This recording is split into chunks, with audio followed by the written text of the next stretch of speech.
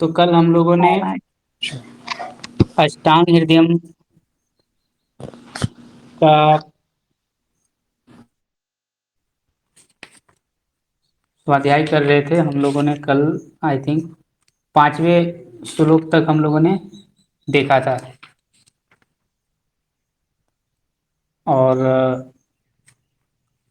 कल हम लोगों ने ये देखा था कि आयुर्वेद के 8 अंग होते हैं। तो जी आप लोगों ने याद करके आए हैं आयुर्वेद के 8 अंग कौन कौन से होते हैं, बताएंगे कोई? क्या देखे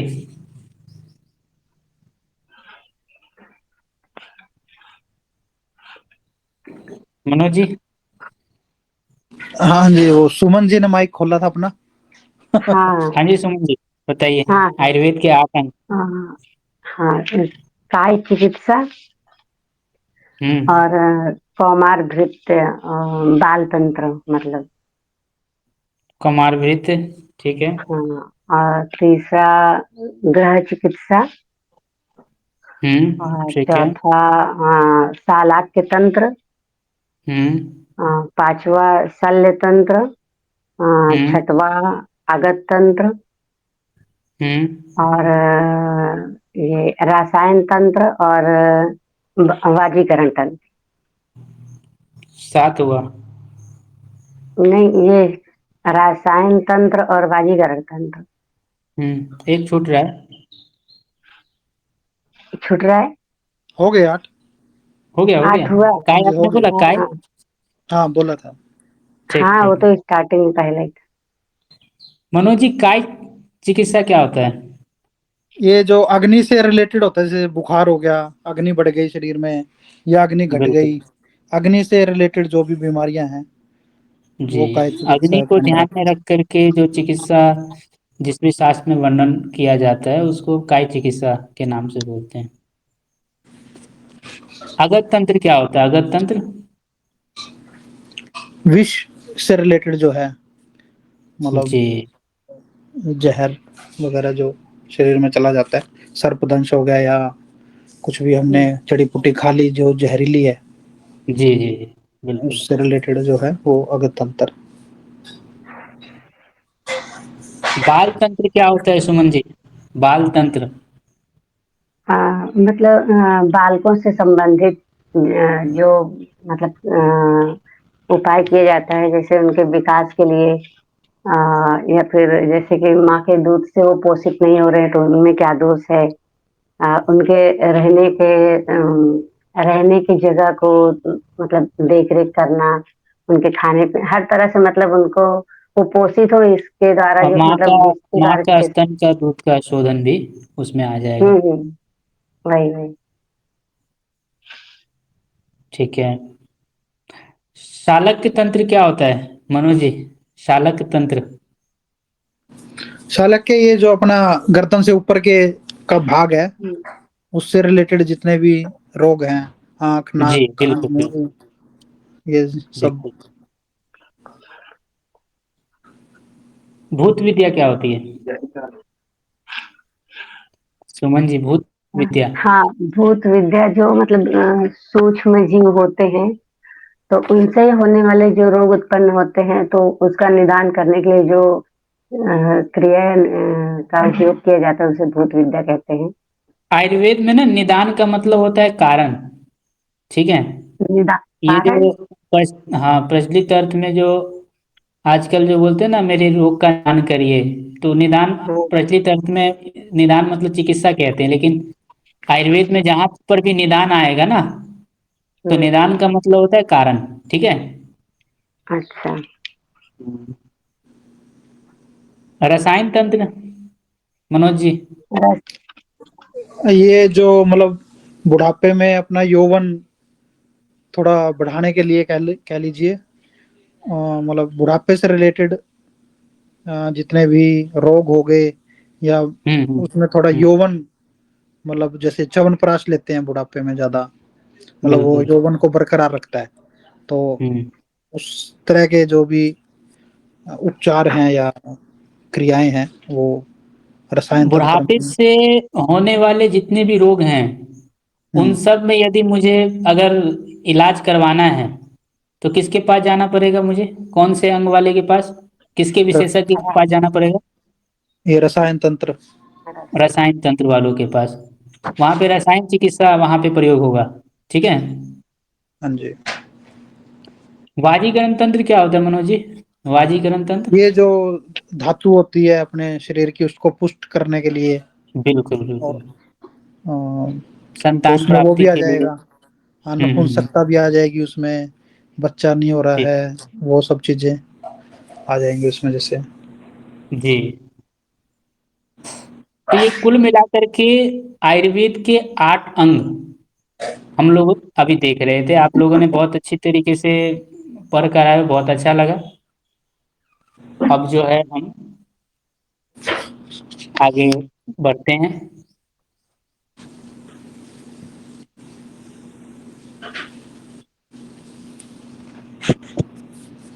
जी, 6वें श्लोक से शुरू करिए। हाँ, वायु पितम कफ श्वेति त्रयोदोषः समासतः। आयुर्वेद शास्त्र में ना संक्षेप रूप से 3 ही दोष होते हैं, वात, पित्त और कफ। ये 3 ही दोष पर सारा खेल चलेगा। इसलिए इस विषय में जानकारी आगे ये खूब स्पष्ट करेंगे। वात के क्या गुण हैं, पित्त के क्या गुण हैं, कफ के क्या गुण हैं, इसके बारे में आगे आपको जानकारी मिलेगा। तो अभी संक्षेप रूप से हमें यही समझना है कि आयुर्वेद में 3 ही दोष होते हैं, वात, पित्त और कफ। जी, आगे पढ़िए। विकृता अविकृता देहम घनन्ति ते वर्तयन्ति च। हम्म।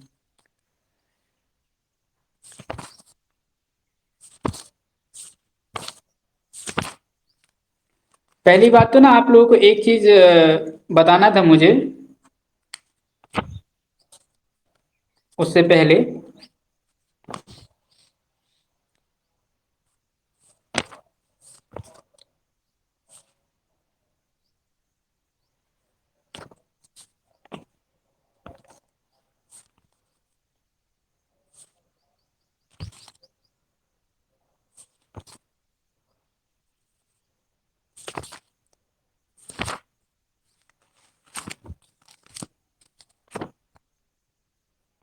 पहली बात तो जो मैं बताना चाह रहा था वो आप लोग नोट कर लेंगे, आपके काम आएगा।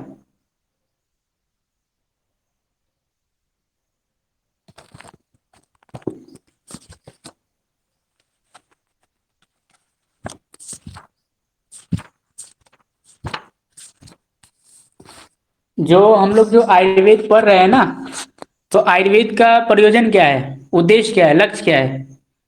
स्वस्थ व्यक्ति, जो व्यक्ति स्वस्थ है, स्वस्थ व्यक्ति के स्वास्थ्य की रक्षा करना और रोगी व्यक्ति के रोग को दूर करना, आयुर्वेद का ये 2 प्रयोजन है जो अन्य पैथियों में नहीं है। अन्य पैथी केवल बीमार हो गया तब तुम मेरे पास आओ, लेकिन आयुर्वेद एक ऐसा शास्त्र है जो ये कहता है कि तुम स्वस्थ हो तब भी मेरे पास आओ। किस लिए आओ? ये जानने के लिए कि मैं सुबह कितने बजे उठूं, कितने बजे सोऊं, पानी कैसे पीऊं, बैठूं कैसे, उठे कैसे, सोऊं कैसे, ये सब जानकारी के लिए मेरे पास आओ, ताकि तुम्हारा स्वास्थ्य जो तुम स्वस्थ बना मेंटेन करके रखो बना रहे, वो क्षीण अवस्था मतलब तुमको बीमार ना होने दूं। तो इसीलिए वो दोनों स्थिति में हमें आयुर्वेद की जरूरत होती है। यदि आप स्वस्थ हैं तब भी आयुर्वेद की आपको जरूरत पड़ने वाली है, और रोगी हैं तब तो आयुर्वेद के पास जाएंगे ही। तो इसीलिए यहाँ पर आयुर्वेद के 2 प्रयोजन है, स्वस्थ व्यक्ति के स्वास्थ्य की रक्षा करना और रोगी व्यक्ति, बीमार व्यक्ति के रोग को दूर करना। ये आयुर्वेद का 2 प्रयोजन है, ये बात हमें ध्यान रखनी पड़ेगी। ठीक है, तो चलिए अब ये आगे श्लोक पढ़िए, विकृत वाला।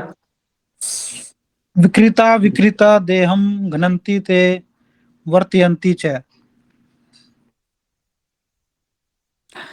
कहने का मतलब ये 3 जो दोष जो बताए, जैसे वात, पित्त और कफ, ये वात, पित्त, कफ जब अपने शरीर में विषम मात्रा में होते हैं, जैसे वात बढ़ गया तब भी बीमारी आ जाएगी, घट गया तब भी प्रॉब्लम है। मतलब एक बैलेंस रूप में होना चाहिए। वात हो चाहे पित्त हो चाहे कफ हो, ये डिसबैलेंस होता है तो हमारे शरीर को बीमार करती है, पीड़ित करती हैं, दुखी करती हैं, कष्ट देती हैं। और जब वात पित्त कफ ये सम अवस्था में रहती है, जितना बॉडी को जरूरत है उतना प्रमाण में रहती है, तब ये हमारे शरीर को निरोग करती है, स्वस्थ करती है। तो जब भी हमारे शरीर में कोई बीमारी आती है तो इन तीनों में से कोई ना कोई दोष या तो घटता है या बढ़ता है, ये दो ही चीजें होती हैं। ठीक है, तो ये हमें समझनी पड़ेगी। तो कहने का मतलब है कि ये तीनों दो वात आदि दोष, यानी वात पित्त कफ विकृत, यानी अपने डिसबैलेंस होने पर या तो बढ़ गया या घट गया तो उससे शरीर को पीड़ित करती हैं, दुखी करती हैं। और अविकृत यानी समान अवस्था में रहते हैं तो जीवन दान देती है, शरीर को पुष्ट करती हैं, अपने शरीर को हेल्दी रखती हैं और उसमें सहायक होती हैं। अगर कोई, ये हमें ध्यान रखना पड़ेगा। ठीक है, आगे पढ़िए। ते व्यापिनो अपि ऋणाभ्योर्धोमध्योर्धव संश्रयः। अब यहाँ पे ये जो वात पित्त कफ है, ये कहाँ रहते हैं? यूं तो देखा जाए तो वात पित्त कफ सूक्ष्म रूप में देखे तो पूरे शरीर में रहता है। वात पित्त कफ पूरे शरीर में अगर सूक्ष्म रूप में देखा जाए तो, लेकिन एक मोटा मोटी कथन के रूप में हमें आसानी से समझ में आए, वो स्पष्टीकरण हमें स्पष्ट दिखे, तो उसको समझाने के लिए वो वर्गीकरण किए हैं। तो ये मोटा कथन है, ये इस बात को हमें जानकर समझना पड़ेगा। सूक्ष्म अवस्था में वात पित्त कफ पूरे शरीर में है, ठीक है। लेकिन जैसे जहाँ ये विकृत रूप में, स्थूल रूप में, मल रूप में या क्रिया में हमें जो नजर आती है स्पष्ट रूप से, जो हमें पता चलता है, मतलब मोटा मोटी रूप में, तो वो हमें यहाँ पर समझाने के लिए उन्होंने सरल रूप में बताया है। तो देखिए, शरीर का जो मुख्य रूप से जो आहार हम ग्रहण करते हैं, मतलब आहार जो होता है, मतलब शरीर का जो मुख्य आधार है तो आहार है, उसके कारण क्या होता है? वो ग्रहण, ग्रहण, पाचन और उत्सर्जन। हमने खाना खाया, उसका पाचन हुआ और उसका निष्कासन हुआ। ये तीन ही चीजें तो होती है ना, चौथी कुछ नहीं होती। ग्रहण, पाचन और उत्सर्जन। तो कहने का मतलब है ग्रहण, पाचन और उत्सर्जन की दृष्टि से ही यहाँ पर हमने दोषों के जो प्रधान स्थान है उसका उल्लेख किया हुआ है। तो वात मतलब वायु, वायु का कार्य क्या है? वायु का कार्य है बाहर फेंकना। वो काम आपको कहाँ ज्यादा ज्यादा कहाँ होता है जी? वायु का फेंकना वाला काम गुदा में, मल द्वार में, है ना। यानी देखा जाए तो बड़ी आंतों में पेरिसाइटिस पेरिसेटाइटिस मूवमेंट होता है ना, जिसको हिंदी में पूरा सारण बोलते हैं। वो क्रिया कहाँ होती है? बड़ी आंत में। और वो किसके कारण होती है? वायु के कारण। ठीक है। तो पचन का काम कहाँ होता है जी? पचन का काम होता है स्मॉल इंटेस्टाइन में, जिसको आयुर्वेद की, अगर आयुर्वेद का स्मॉल इंटेस्टाइन समझना है तो आयुर्वेद के हिसाब से बड़ी आंत और अमाशय के बीच का जो भाग है वो पित्त का स्थान है, जिसको स्मॉल इंटेस्टाइन भी कहते हैं। ठीक है। और कफ, कफ जो है यहाँ पर आपका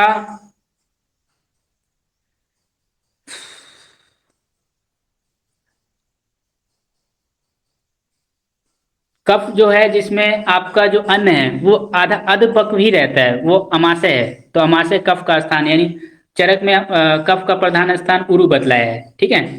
तो हालांकि मैं मोटा मोटी समझाने के लिए बता रहा हूँ कि जब हम भोजन करते हैं तो वो ग्रहण होता है, फिर पचन होता है, उत्सर्जन होता है। उत्सर्जन होता है वात के कारण, पचन होता है पित्त के कारण, और ग्रहण जो चीजें होती हैं वो अपक्व रहता है, तो वो कफ के अवस्था में वो चीजें होती हैं।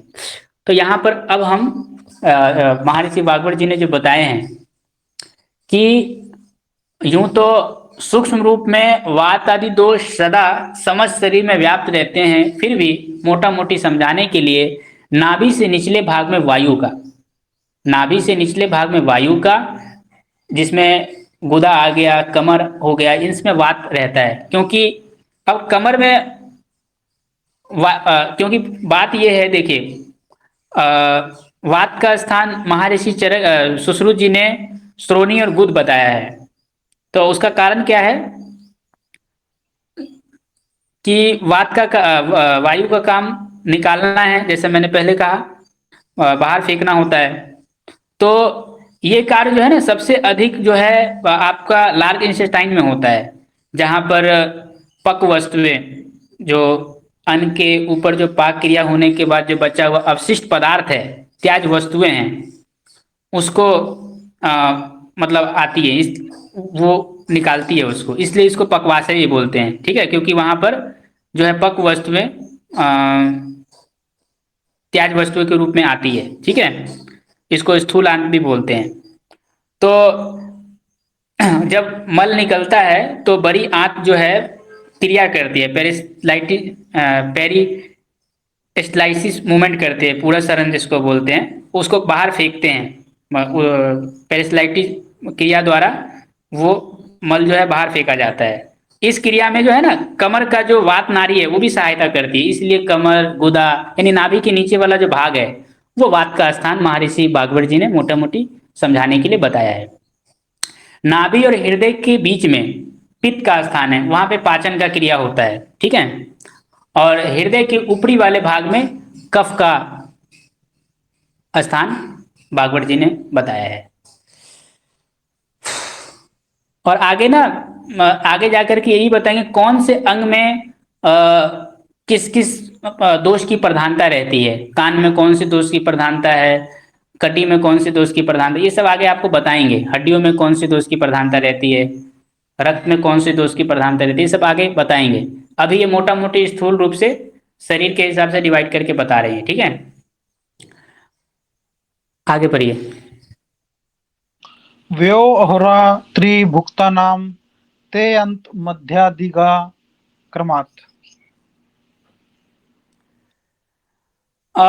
उम्र, दिन और भोजन, इनमें भी वात पित्त कफ, वात पित्त कफ आप हर जगह जोड़ सकते हैं। इन्होंने आयु में भी जोड़ दिया, भोजन में भी जोड़ दिया, कब वात बढ़ता है, कब पित्त बढ़ता है, और ऋतुओं में भी जोड़ दिया कि कौन सी ऋतु में वात होता है, कौन से पित्त होता है, ये सारी बातें उन्होंने बताई है।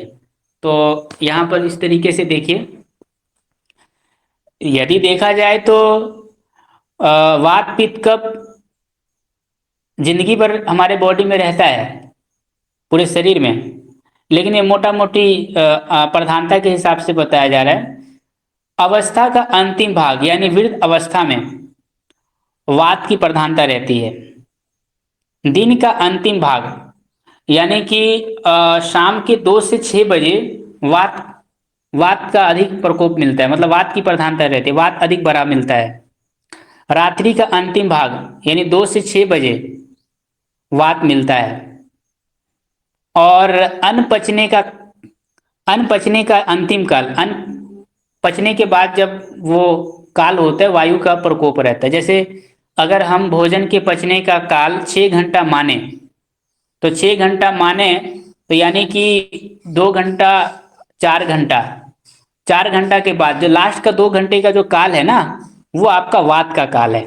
ठीक है, तो यानी कि भोजन के अंतिम काल वायु के प्रकोप होने का है। और अवस्था, अब यहाँ पर वात का बता दिया, वात कब कब होता है ये आपको याद रखना पड़ेगा। वृद्धावस्था वात का काल, दिन का अंतिम भाग है वात का काल, रात्रि का अंतिम भाग है वात का काल, और भोजन के पचने का अंतिम काल वायु का प्रकोप होने का है। ठीक है, ये आपको समझना पड़ेगा। वात समझ में आ गया। अब पित्त, पित्त कब कब बढ़ता है ये हमें जानना पड़ेगा। तो पित्त बढ़ता है युवा अवस्था में, युवा अवस्था में पित्त की प्रधानता रहती है, मतलब पित्त अधिक रहता है। दिन का मध्य भाग 10 से 2 बजे के बीच में आप देखते हैं धूप कितनी तगड़ी रहती है, तेज धूप रहती है ना 10 से 2 बजे के बीच में। तो ये मोटा मोटी कथन है, वो थोड़ा बहुत आगे पीछे हो सकता है, मिनटों में आधा पौना घंटा आगे पीछे, लेकिन ये मोटा मोटी समझाने के लिए है। दिन का मध्यम भाग 10 से 2 बजे ये पित्त का रहता है। रात्रि का मध्यम भाग यानी रात के 10 से 2 बजे ये भी पित्त का काल है। इसलिए एसिडिटी वाले रोगी जो पित्त के रोगी रहते हैं उनको ज्यादा कष्ट होता है कब? दिन का मध्य भाग यानी 10 से 2 बजे के बीच में ज्यादा कष्ट होगा, या रात्रि के 10 से 2 बजे के बीच में। इन दो कालों में, मतलब दिन के 10 से 2 बजे के बीच में और रात्रि के 10 से 2 बजे के बीच में, इन दो जो समय है उनमें पित्त के रोगी को अधिक कष्ट होता है। अब अन्न के पचने का मध्यकाल, अन्न के पचने का मध्यकाल कब है जी? अगर हमने 6 घंटे का यदि हम पाचन मानते हैं सामान्य व्यक्ति का, तो 2 घंटा आपका यानी 6 घंटा लगता है पचने में। तो यानी 2 से 4 घंटा का जो बीच है, यानी पहले 2 घंटा हो गया, फिर अगले का 2 घंटा, उस 2 घंटे का जो समय है वो पित्त का काल है। उस अवस्था में पित्त अधिक आपको बढ़ा हुआ मिलता है, ठीक है। अब बाल अवस्था, बचपन का जो अवस्था रहता है, बचपना, वो ये तो पित्त वाला समझ में आ गया। अन्न के पचने का मध्यकाल पित्त का है। अब अवस्था के हिसाब से भी कफ का कब समय रहेगा, तो बाल अवस्था कफ का है। दिन का प्रथम भाग यानी मॉर्निंग का सुबह 6 से 10 बजे ये कफ का काल रहता है। रात्रि का प्रथम भाग यानी 6 से 10, शाम को 6 से 10 बजे ये कफ का काल रहता है। और भोजन किया और करते ही तुरंत, तभी से लेकर के और 2 घंटे तक प्राय करके वो कफ का काल रहता है। ये आपको समझना पड़ेगा। यानी अन्न पचने का आदि काल कफ के प्रकोप का काल है, ठीक है। ये आपको जानना पड़ेगा। जैसे जैसे समय बीतता है वैसे वैसे कफ कम होता जाता है, ये बात आपको ध्यान रखना पड़ेगा। जैसे हमने भोजन किया तो भोजन करने के 45 मिनट तक तो कफ बहुत बढ़ा हुआ रहता है। इसलिए चरक ऋषि, सुश्रुत, महर्षि सुश्रुत जी और अन्य जितने भी महान जो गुरु लोग हुए वो यही कहते हैं कि भोजन करने के 45 मिनट तक व्यक्ति को बायां करवट में विश्राम करना चाहिए, मौन रहना चाहिए, वो बहुत जरूरी होता है। तो खैर वो एक अलग चीज है, उस पर आगे जब बातें आएंगी तो आपको बताया जाएगा। तो यहाँ पर आपको पित्त का काल जो है 10 से 2 बजे आपको दिन का बताया। तो यहाँ पर एक चीज निकल करके सामने आती है कि भोजन करने का जो समय है आयुर्वेदिक दृष्टिकोण से मोटा मोटी देखा जाए तो 10 बजे, 11 बजे, 12 बजे ये बहुत उत्तम समय माना गया है वो पित्त की अवस्था में। क्योंकि पित्त का काम होता है पाचन। पाचन में पित्त, बिना पित्त के पाचन नहीं हो सकता। अगर आपके बॉडी में पित्त की कमी हो गई तो अग्नि की कमी हो जाएगी और अग्निमान जैसी प्रॉब्लम आ जाएगी। इसलिए पित्त पर्याप्त मात्रा में चाहिए भोजन को पचाने के लिए। तो एक सामान्य तौर पर देखा जाए तो भोजन करने का जो उचित काल होना चाहिए दिन का, वो 10 से 2 बजे का बीच का होना चाहिए। वो आपका कोई भी टाइमिंग आप फिक्स हो सकता है आपके अपने शरीर, बॉडी और प्रकृति आदि के हिसाब से। 10 बजे, 11 बजे, 12 बजे, इस तरीके से। तो उस अवस्था में यदि हम भोजन करेंगे तो हमारा भोजन एज कंपेयर टू अदर काल, यानी कफ काल, कफ का काल क्या है 6 से 10, यानी आप 7 बजे भोजन करते हैं। 10 स्वस्थ व्यक्ति, 5 स्वस्थ व्यक्ति 7 बजे भोजन कर रहा है या 8 बजे कर रहा है, और 5 स्वस्थ व्यक्ति 10 बजे, 11 बजे भोजन कर रहा है, तो आप देखेंगे दोनों के डाइजेशन में तो आपको बहुत फर्क मिलेगा। कारण क्या है? तो वो कफ के काल में भोजन कर रहा है और दूसरा व्यक्ति पित्त के काल में भोजन कर रहा है। तो पित्त के काल में किया गया भोजन वो जल्दी डाइजेस्ट करता है, और कफ के काल में किया गया भोजन डाइजेस्ट करने में देरी करती है, दिक्कत करती है। तो ये बात हमें जाननी पड़ेगी। ये सब बातें आपको आगे जानने को मिलेगी। यहाँ पे थोड़ा सा लगा कि बताना चाहिए तो बताया, बाकी आगे और इसके बारे में विस्तार से समझेंगे। जी आगे बढ़िए। तैर्भव भवेद्विष मस्तिष्णो मंदश्वागिनी समय समय है। जी, अग्नि पर भी उन्होंने दोष का प्रभाव डाल दिया है। मतलब अग्नि पर दोष का क्या प्रभाव पड़ता है, तो ये चीज ये बताना चाह रहे हैं, ये हमें जाननी पड़ेगी।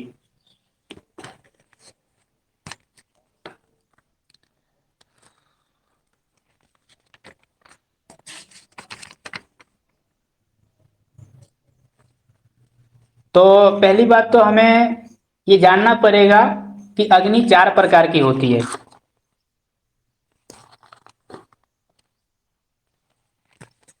अग्नि 4 प्रकार की होती है और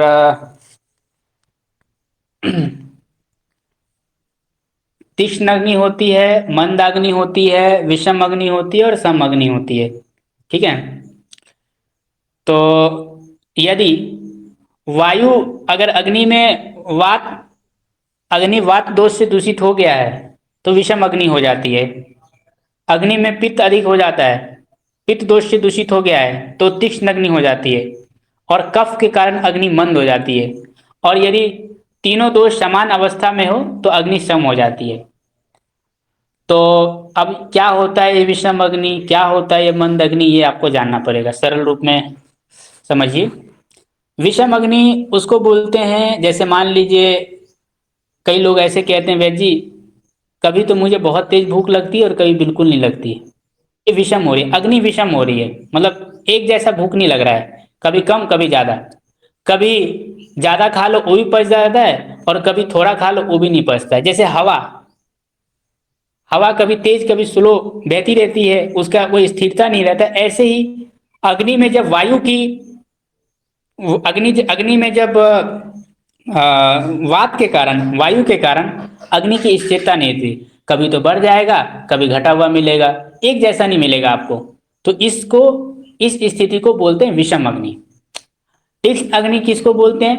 उसमें जैसे अग्नि में पित्त अधिक रहता है तो पित्त की अधिकता से जैसे हवा जलती हुई घर को वायु के कारण, मतलब जैसे जलता हुआ घर है और हवा उसमें और तेज तेज लहरें आंधी तूफान चलता रहे, आंधी तो और तेजी से वो मतलब घर को और नाश करती है, मतलब जंगल का जंगल मतलब जला के राख कर देते हैं, पूरा घर का गांव जला देती है। ऐसे ही हमारे अग्नि में यदि पित्त दोष से दूषित हो गया है तो वो हमारे अग्नि को बहुत तेज कर देगी अति मात्रा में, और वो कहलाएगी तीक्ष्ण अग्नि। तो तीक्ष्ण अग्नि जैसे बाहर गांव को गांव उजाड़ देती है, ऐसे ही हमारे शरीर के अंदर जो शरीर के जितने भी ऑर्गन्स है, जितनी भी चीजें, उस सबको बर्बाद कर सकती है यदि हमने उसको अ, इलाज नहीं किया तो, हमने उपाय नहीं किया तो। ठीक है। ऐसे लोग देखो, कुछ लोग कहते होंगे वैसे बार बार भूख लगती है, बार बार भूख लगती है, कुछ भी खाओ पियो तुरंत भूख लगती है, वो पचा जाती है, तो वो एक तीक्ष्ण अग्नि के कैटेगरी में आ जाएंगे। ठीक है। तो इसलिए उनको देना पड़ता है, अगर हम नहीं देंगे उस समय भूख लगने पर वो चीजें, तो वो अग्नि तीक्ष्ण अग्नि वो धातुओं को भी वो पाक करके वो हमको बीमारी कर सकती है, रोग पैदा कर सकती है। इसलिए वो थोड़ा थोड़ा हमें देना पड़ता है खाने के लिए, गरिष्ठ गरिष्ठ चीजें। तो वो अलग बात है, वो आगे आप जब पढ़ेंगे तो आपको समझ में आएगा, यहाँ पे ये आपको जानना है। तो आ, पित्त दोष से होगा आपका तीक्ष्ण अग्नि। ठीक है। और कफ दोष से अग्नि मंद हो जाती है, जिसके बॉडी में जैसे अगर किसी को भूख बिल्कुल नहीं लगती तो हम ये कहेंगे कि उसका जो अग्नि है वो कफ दोष से दूषित हो गया है। कफ वहां पे कफ दोष से अग्नि मतलब पीड़ित है, अग्नि जो है कफ दोष से पीड़ित है, इसलिए उसकी जो है उसको भूख कम लगती है, बिल्कुल नहीं लगती, अग्नि मंद हो गई है। और किसी का वात पित्त कफ ये तीनों समान अवस्था में अग्नि में है, बराबर बरकरार है, तो वो सम अग्नि रहती है। समय पर उसको भूख लगेगा, समय पर उसको अच्छी भूख लगेगी, प्यास लगेगी, तो इसका मतलब उसकी अग्नि ठीक है, सम है। जैसे कम अग्नि पर रोटी नहीं पकती, कच्चा रह गया, कम अग्नि मतलब कम अग्नि जैसे रोटी को नहीं पका सकती, वैसे ही कम अग्नि हमारे भोजन को नहीं भोजन को डाइजेस्ट नहीं कर पाएगी, और अग्नि मंद होगी तो हमारे को बहुत सारी बीमारी करेगी। जैसे तेज अग्नि रोटी को जला देती है, ऐसे ही तेज अग्नि हमारे बॉडी की तीक्ष्ण अग्नि हमारे बॉडी के अंदर जितने भी ऑर्गन्स वगैरह है, उनको कष्ट देगी, उनको पीड़ित करेगी, उनको धातु वगैरह को जो हमारे शरीर में उसको पाक करेगी। जैसे जितना मात्रा में अग्नि चाहिए उतना मात्रा में अग्नि हमारे रोटी को ठीक ठाक करती है, जैसे पकाती है, भोजन को सही से पका सकती है। तो ऐसे ही हमारे बॉडी की अग्नि रहेगी तो हमारे भोजन को सही से डाइजेस्ट करेगी और हम स्वस्थ महसूस होंगे। हमारा ओज, रस, रक्त, मांस, मेद, अस्थि, मज्जा, शुक्र, ये सब कुछ ठीक ठाक हमारा पर्याप्त मात्रा में बनेगा। और ये सारा खेल, काय चिकित्सा का सारा खेल अग्नि का है, इसलिए अग्नि बहुत महत्वपूर्ण है। अग्नि को ध्यान में रखकर ही काय चिकित्सा वाले चिकित्सा करते हैं, ठीक है, ये हमें ध्यान रखना पड़ेगा। तो इसलिए अग्नि को छोड़ करके हम चिकित्सा में सफलता हम लोगों को कभी नहीं मिल सकती, इसलिए अग्नि को समझना बहुत जरूरी है और जानना भी, समझना भी। तो सम प्रमाण में रहेगा तो सम अग्नि माना जाएगा। अग्नि में कफ कफ से पीड़ित रहेगा तो मंदाग्नि, और वात से पीड़ित रहेगा तो विषम अग्नि, और पित्त से पीड़ित रहेगा अग्नि, पित्त से पित्त दोष रहेगा अग्नि में तो वो तीक्ष्ण अग्नि। ठीक है, आगे बढ़िए। कोष्ठः क्रूरो मृदुर्मध्यो मध्य च स्यातै समैरपि। दोषों का कोष्ठ पर प्रभाव। अब कोष्ठ पर भी यहाँ पर दोष देख रहे हैं, हर चीज में दोष, ऋतु में दोष, भोजन में दोष, मतलब क्या दोष, वात पित्त कफ, तो यहाँ कोष्ठ पर भी। तो पहली बात तो हमें ये जानना पड़ेगा कोष्ठ क्या होता है। यहाँ पर जो है कोष्ठ कहने का तात्पर्य है आपका आंतों की गतिशीलता से संबंधित। यहाँ पे वैसे तो देखा जाए तो इन्होंने विमर्श में कोष्ठ का परिचय देते हुए अमाशय, पक्वाशय, अग्नाशय, मूत्राशय, रक्ताशय, हृदय, उंदुक, फुफ्फुस, इन अवयव की परिविधि को आयुर्वेद शास्त्र में कोष्ठनाश से परिभाषित किया है। लेकिन यहाँ पर कोष्ठ से हम यहाँ पर क्या बोलते हैं, प्रसंगानुसार आंतों की गतिशीलता से यहाँ हमें देखनी पड़ेगी। आयुर्वेद में कोष्ठ को यहाँ पर हम आंतों की गतिशीलता से यहाँ पर संबंधित मानेंगे, जिसमें भोजन, मल और उसके निष्कासन की गति सब शामिल है। ठीक है, तो जठराग्नि की भांति जैसे हम अग्नि की बात कर रहे थे, वैसे ही जठराग्नि की भांति कोष्ठ भी वात दोष से क्रूर, अगर कोष्ठ में वात दोष की प्रधानता है तो वो क्रूर कोष्ठी व्यक्ति है। कोष्ठ में यदि पित्त दोष की प्रधानता है तो मृदु कोष्ठी व्यक्ति है, और अगर कफ दोष की प्रधानता है तो मध्यम कोष्ठ का व्यक्ति है, और वात पित्त कफ तीनों समान है उसके कोष्ठ में तो वो है आपका मध्यम कोष्ठ। ये हमें जानना पड़ेगा। तो ये कोष्ठ बहुत जरूरी होता है। दुनिया में आपको इस तीन तरह के लोग आपको मिलेंगे, क्रूर कोष्ठी, मध्य कोष्ठी और मृदु कोष्ठी। कैसे जानेंगे ये क्रूर कोष्ठी है, मध्य कोष्ठी है या मृदु कोष्ठी है? तो इस पर मैं आपको एक चरक का रेफरेंस दे रहा हूँ जो काम आएगा पहचान के लिए कि हम पता कैसे करें कि ये व्यक्ति क्रूर कोष्ठी है या मध्य कोष्ठी है।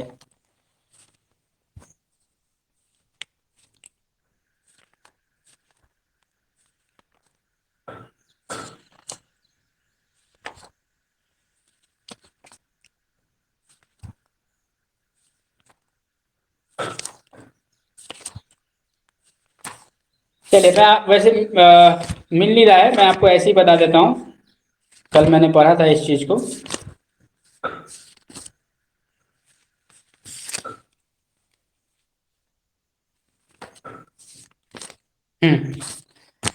देखिए, अगर कोई व्यक्ति को जैसे दूध है, गन्ने का रस है, कोई दूध एक लीटर पी ले, गन्ने का रस पी ले, या त्रिफला का काढ़ा बना के पी ले, या मुनक्का उबाल करके पी ले, तो उसको 2-3 बार लूज मोशन हो जाता है, तो वो व्यक्ति मृदु कोष्ठ है, क्योंकि उसकी आंतों की गतिशीलता थोड़ी तीव्र है, क्योंकि उसमें पित्त की प्रधानता है।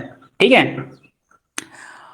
और कोई व्यक्ति मान लीजिए इन सब चीज़ों से उसको जो है, जैसे रात में 1 चम्मच त्रिफला चूर्ण मान लीजिए किसी ने ले लिया, तो मॉर्निंग में बोलता है वैद जी 2-3 बार तो नहीं गया, लेकिन एक बार ठीक ठाक मल आ गया, ठीक ठाक आ गया, तो इसका मतलब वो मध्यम कोष्ठ है। उसका मतलब न तो ज़्यादा हुआ न कम हुआ, मतलब ठीक ठाक वो पेट अच्छे से साफ हो गया।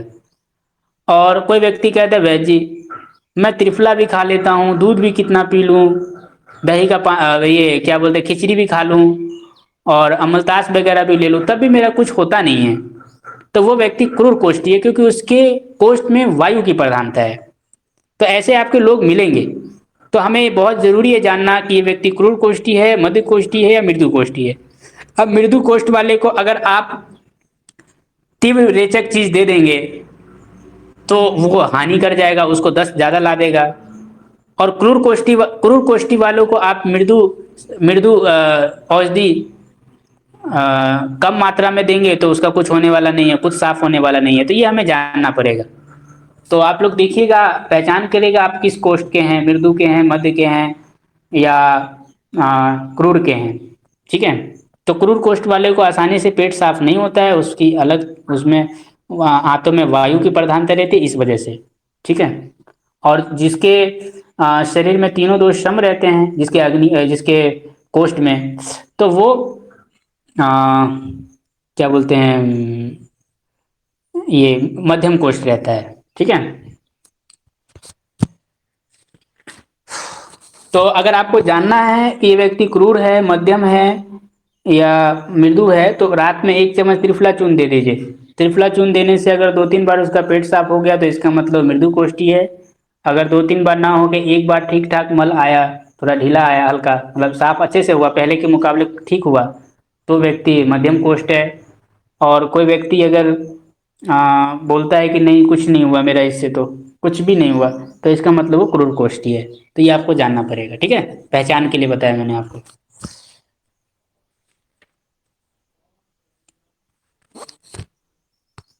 तो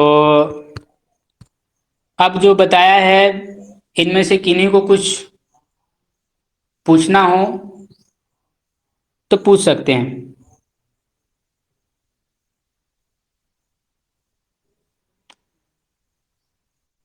हाँ जी मनोज जी। हाँ जी। नहीं, पूछना अभी है तो कुछ? नहीं, अभी तो ठीक लग रहा है जी। हाँ, आ गया समझ हाँ, काफी। मुझे पूछना था। हम्म। जैसे क्रूर कोष्ठीय का है तो इसमें जैसे एक दिन त्रिफला खाए तो उसका पेट चलो एक बार में साफ हो गया, लेकिन अगर वो नहीं दूसरे नहीं, दिन तीसरे दिन खा रहा है उसका असर नहीं हो रहा है तो? तो उसका मतलब उसके बॉडी में वायु बढ़ा हुआ है, वात की प्रधानता है, वो त्रिफला से नहीं साफ करना पड़ेगा उसको, पहले स्निग्ध हाथों में स्निग्धता देनी पड़ेगी, समझे। घी वगैरह खा के पहले उसके हाथों में वात को समन करना पड़ेगा। वायु के कारण वो पेट साफ नहीं हो रहा, वायु के कारण ही वो नहीं निकलता है ना मल, उधर वात की प्रधानता हो जाती है तो फिर वो निकलने में दिक्कत होती है। तो जिनके कब्ज होती है उनके मतलब क्रूर वो है, वात दोष है, क्रूर। कब्ज वहां पर आपको देखना पड़ता है। आम की वजह से भी कब्ज होता है और ड्राइनेस के कारण भी कब्जी हो सकती है। तो ड्राइनेस के कारण कब्ज है तो वहां वात मिलेगा, और अगर आंव की वजह से अगर है तो वहां पे कफ मिलेगा। तो देखना पड़ता है कब्ज किस कारण से है, कफ के कारण से है कि वात के कारण से। ये आपको आगे जब पढ़ेंगे तो आपको समझ में आएगा, मतलब आएगा वो विषय वो सब।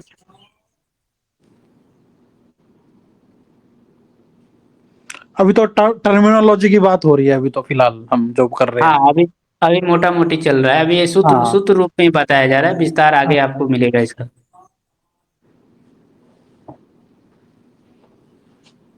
अभी जो बताया है, अभी वाला कल को लेकर के या आज को लेकर के जो डाउट्स है वो पूछ सकते हैं आप।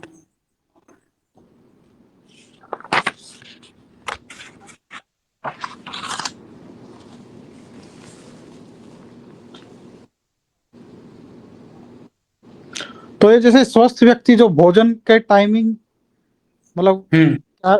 इसका मतलब कि भोजन एक टाइम ही करना चाहिए 10 से 2 बजे तक नहीं, बस? भोजन 2 टाइम करना चाहिए, भोजन 2 टाइम करना चाहिए। तो फिर उसमें पित्त की प्रधानता नहीं रहेगी शाम वाले में?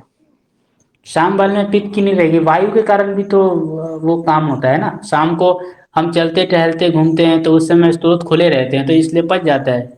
अच्छा। सूर्यास्त से पहले करना चाहिए ना, सूर्यास्त के बाद स्रोत वगैरह, जैसे कमल का जैसे फूल सूरज के हिसाब से खिलता है और उसके हिसाब से मुरझाता है, ऐसे ही हमारे शरीर के वो हैं, स्रोत हैं, समझे। हम्म। तो इसलिए सूर्यास्त से पहले तक खा लेते हैं तो जो स्रोत उस समय खुले रहते हैं तो ग्रहण करती है, तो वो जल्दी डाइजेस्ट करती है, समझे। सूर्यास्त के बाद खाना खाना बहुत सारी बीमारियों को उत्पन्न करता है। बागवट जी भी बताते हैं कि सूर्यास्त के बाद खाना खाना अग्निमंद वाले, जिसकी भी अग्निमंद है, पाचन से संबंधित समस्या, उनको सूर्यास्त के बाद खाना बंद कर देना चाहिए। और इसका आज के तो मॉडर्न डॉक्टर लोग यहाँ तक बोलते हैं कि सूर्यास्त के बाद खाना खाना कैंसर को बचाता है, मतलब सूर्यास्त के बाद खाना खाना कैंसर को भी वो निमंत्रण देता है। तो वो एक अलग बात है, लेकिन हमारा आयुर्वेद तो भाई सूर्यास्त से पहले ही खाना खाने को बोलते हैं। ठीक है। जी। ठीक है, तो आप लोगों को ये क्या बोलते हैं, 8 तक हम लोगों ने देख लिया था। कल से हम लोग जो है आपका 9वें श्लोक से शुरू करेंगे। और आज जो भी बताया गया है वो पढ़ कर आइएगा, कोष्ठ के बारे में, अग्नि के बारे में, और किस समय पे कौन सा दोष बढ़ता है, ये सब मैं पूछने वाला हूँ। तो कल आप लोग याद करके आइएगा, ठीक है। हाँ जी। ठीक है, तो आज के लिए इतना ही। तो एक बार ओम से शांति करके और फिर क्लास को हम वो कर देते हैं। ओम